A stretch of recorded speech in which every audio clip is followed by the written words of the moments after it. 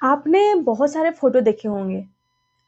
कुछ फ़ोटो आपने देखे होंगे जिसमें एक सिर्फ़ सब्जेक्ट जो है वो फ़ोकस में होता है, बाकी फोरग्राउंड से लेकर बैकग्राउंड तक हर चीज़ जो है ब्लर होता है। कुछ फ़ोटो आपने ऐसे देखे होंगे जिसमें फोरग्राउंड से लेकर बैकग्राउंड तक हर चीज़ जो है शार्प फ़ोकस में होता है और क्लियर होता है। तो इसे फ़ोटोग्राफ़ी में टेक्निकली टर्म में इसे क्या कहते हैं? तो अगर आपको पता है तो आप कमेंट में बताइए और नहीं पता है तो आज की वीडियो में हम लोग इसी के बारे में जानेंगे। तो बेसिकली इसे फोटोग्राफी के टर्म में DOF यानी डेप्थ ऑफ फील्ड कहते हैं। तो आज का जो वीडियो है हम लोग डेप्थ ऑफ फील्ड के बारे में जानने वाले हैं। डेप्थ ऑफ फील्ड क्या होता है, डेप्थ ऑफ फील्ड कितने प्रकार का होता है और डेप्थ ऑफ फील्ड को कैसे कंट्रोल करते हैं। तो चलिए वीडियो को शुरू करते हैं। तो सबसे पहला जो क्वेश्चन है डेप्थ ऑफ फील्ड क्या होता है उससे हम लोग जानेंगे। तो डेप्थ ऑफ फील्ड जो है फोटोग्राफी में एक बहुत ही इम्पॉर्टेंट कॉन्सेप्ट है जो कि इमेज में फोकस और बैकग्राउंड ब्लर से रिलेटेड है। यानी कि इसे आसान भाषा में समझें तो एक इमेज में कितना हिस्सा फोकस में और कितना हिस्सा ब्लर होगा यानी कि आउट ऑफ फोकस होगा। बेसिकली इसे ही डेप्थ ऑफ फील्ड कहते हैं। अब जानेंगे कि डेप्थ ऑफ फील्ड जो है कितने प्रकार के होते हैं। तो डेप्थ ऑफ फील्ड जो है वो दो प्रकार के होते हैं। पहला कि शैलो डेप्थ ऑफ फील्ड और दूसरा deep depth of field. Shallow depth of field क्या होता है? तो शैलो डेप्थ ऑफ फील्ड उसे कहते हैं जिस इमेज में सिर्फ एक सब्जेक्ट जो है वो फोकस में होगा और बाकी फोरग्राउंड से लेकर बैकग्राउंड तक हर चीज जो है ब्लर होगा। वहीं डीप डेप्थ ऑफ फील्ड में उसमें हर चीज़ जो है शार्प फोकस में होगा यानी कि हर चीज़ जो है क्लियर दिखाई देगा। फोरग्राउंड से लेकर बैकग्राउंड तक उसमें कुछ भी ब्लर नहीं होगा, हर चीज़ जो है आपको शार्प दिखाई देगा, क्लियर दिखाई देगा। तो ये होता है डीप डेप्थ ऑफ फील्ड। अब जानेंगे इसको हम लोग कि कैसे कंट्रोल करते हैं यानी कि डेप्थ ऑफ फील्ड को कैसे कंट्रोल करते हैं। तो डेप्थ ऑफ फील्ड को कंट्रोल करने के लिए कुछ की फैक्टर्स होते हैं जो कि एक इमेज को ओवरऑल जो है इफेक्ट बनाते हैं, जिसको सेट करके आप एक डेप्थ ऑफ फील्ड को क्रिएट कर सकते हैं। जो कि पहला है अपर्चर, दूसरा है फोकल लेंथ, तीसरा है सेंसर साइज और चौथा जो है वो है लेंस। तो आइए हम लोग इन सब चीज़ों को बारी बारी जानते हैं कि ये डेप्थ ऑफ फील्ड को कैसे जो है इफेक्ट बनाते हैं। तो सबसे पहले बात करते हैं अपर्चर की।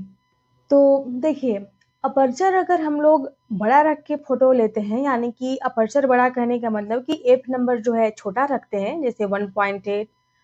तो ऐसे में क्या होता है कि लाइट बहुत ज़्यादा कैमरे में आता है और बहुत ज़्यादा लाइट कैमरे में तो आता है लेकिन साथ ही जो है इसका डेप्थ ऑफ फील्ड जो है वो शैलो हो जाता है।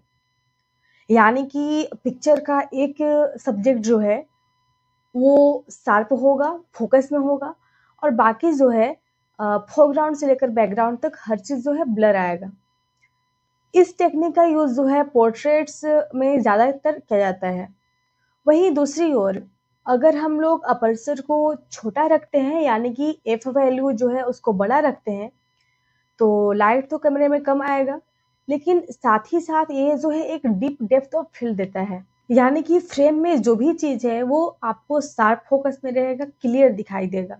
तो इस टेक्निक का यूज़ जो है लैंडस्केप में और आर्किटेक्चर फोटोग्राफी में किया जाता है। तो ये था अपर्चर का इफेक्ट डेप्थ ऑफ फील्ड पर। अब जानेंगे कि डेप्थ ऑफ फील्ड पर फोकल लेंथ का क्या इफेक्ट पड़ता है। तो फोकल लेंथ यानी कि लार्जर फोकल लेंथ रखते हैं यानी कि जैसे 85 mm या 200 mm रखते हैं, तो ऐसे में जो है डेप्थ ऑफ फील्ड जो है शैलो हो जाता है। यानी कि ज़्यादा ज़ूम करने पर सब्जेक्ट जो है वो क्लियर दिखाई देगा यानी कि फोकस में रहेगा और बाकी जो है बैकग्राउंड से लेकर फोरग्राउंड तक हर चीज़ जो है ब्लर हो जाता है।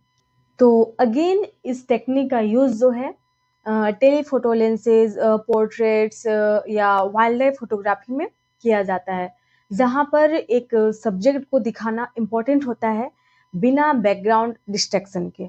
वहीं अगर स्मॉलर फोकल लेंथ पर शूट करते हैं जैसे 18 mm, 35 mm, तो ये जो है एक वाइडर जो है फ्रेम बनाता है और उसमें जो है एक deep depth of field create होता है। यानी कि इससे जो है ज़्यादा हिस्सा शार्प फोकस में आता है और आपको जो है एक क्लियर और एक शार्प फोटो मिलता है। अगेन इस टेक्निक का यूज़ जो है लैंडस्केप फोटोग्राफी और आर्किटेक्चर फोटोग्राफी में किया जाता है। तो अब बात करते हैं सेंसर साइज की, यानी कि डेप्थ ऑफ फील्ड पर सेंसर साइज का क्या प्रभाव पड़ता है। अगर आपके पास एक बड़ा सेंसर साइज वाला कैमरा है, जैसे कि फुल फ्रेम या एपीएसी वाला कैमरा है, तो वो एक शैलो डेप्थ ऑफ फील्ड जो है क्रिएट करने में हेल्पफुल होता है, क्योंकि बड़े सेंसर पर जो है बैकग्राउंड और सब्जेक्ट के बीच में जो है डिस्टेंस ज़्यादा होता है, जिस कारण वो एक shallow depth of field create करके देता है। वहीं छोटा सेंसर साइज वाला कैमरा में वो जो है एक deep depth of field create करने में हेल्पफुल होता है, क्योंकि इस छोटे सेंसर वाले कैमरा जो होते हैं, उसमें सेंसर और सब्जेक्ट के बीच में दूरी जो है वो कम होता है, जिस कारण फ्रेम का हर एक चीज़ जो है वो क्लियर और शार्प दिखाई देता है। तो ये था सेंसर साइज का इफेक्ट डेप्थ ऑफ फील्ड पर। तो अब जानते हैं चौथा की फैक्टर्स, लेंस टाइप और लेंस का क्वालिटी के बारे में।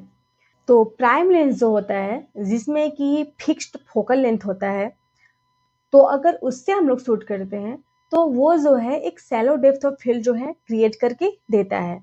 जैसे कि 50 mm 1.8 पे अगर शूट करते हैं तो ये आपको एक शैलो डेप्थ ऑफ फील्ड जो है फोटो क्रिएट करके देगा। वहीं दूसरा जो है जूम लेंस, जो कि एक अलग अलग फोकल लेंथ पर काम करता है, वो आपको अलग अलग फोकल लेंथ पर काम करने के लिए फ्लेक्सिबिलिटी देता है।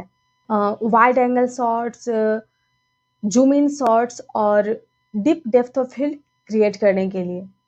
तो ये था लेंस टाइप और उसके क्वालिटी के बारे में। अब बात करते हैं अपर्चर और फोकल लेंथ को दोनों को बैलेंस करके एक डेप्थ ऑफ फील्ड जो है कैसे क्रिएट कर सकते हैं।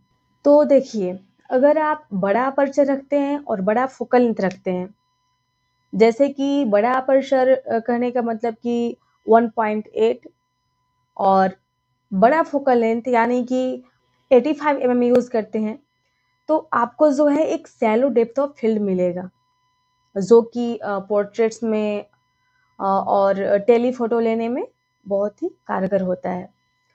वहीं दूसरी ओर जब छोटा अपर्चर और छोटा फोकल लेंथ रखते हैं, तो जैसे कि छोटा अपर्चर यानी कि f11 और छोटी फोकल लेंथ यानी कि 18 mm, तो ये जो है आपको एक deep depth of field create करके देगा, जिसमें हर एक चीज़ जो है शार्प दिखाई देता है और फोकस में रहता है।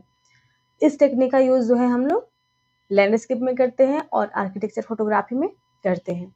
आइए हम लोग इसको एक एग्जाम्पल से समझते हैं। अगर आप 50 mm के लेंस पर अपर्चर 1.8 रखते हैं और सब्जेक्ट को जो है करीब से शूट करते हैं, तो आपको जो है एक शैलो डेप्थ ऑफ फील्ड मिलेगा, यानी कि सब्जेक्ट जो है वो फोकस में होगा, बाकी फोरग्राउंड से लेकर बैकग्राउंड तक हर चीज़ जो है वो ब्लर नजर आएगा। वहीं अगर 18 mm के लेंस पर यानी कि वाइड एंगल लेंस पर अपर्चर जो है f11 रखते हैं और दूर से शूट करते हैं, तो आपको जो है हर चीज़ जो है शार्प दिखाई देगा, शार्प फोकस में रहेगा और क्लियर दिखाई देगा, जैसे कि हम लोग इसको लैंडस्केप में शूट करते हैं और आर्किटेक्चर फोटोग्राफी में शूट करते हैं। तो ये था आज का वीडियो, यानी कि DOF मतलब कि डेप्थ ऑफ फील्ड के बारे में। अगर आपको आज का वीडियो पसंद आया हो और आपको कुछ सीखने का मिला हो, वैल्यूएबल लगा हो, तो आप इस वीडियो को लाइक करना नहीं भूलें।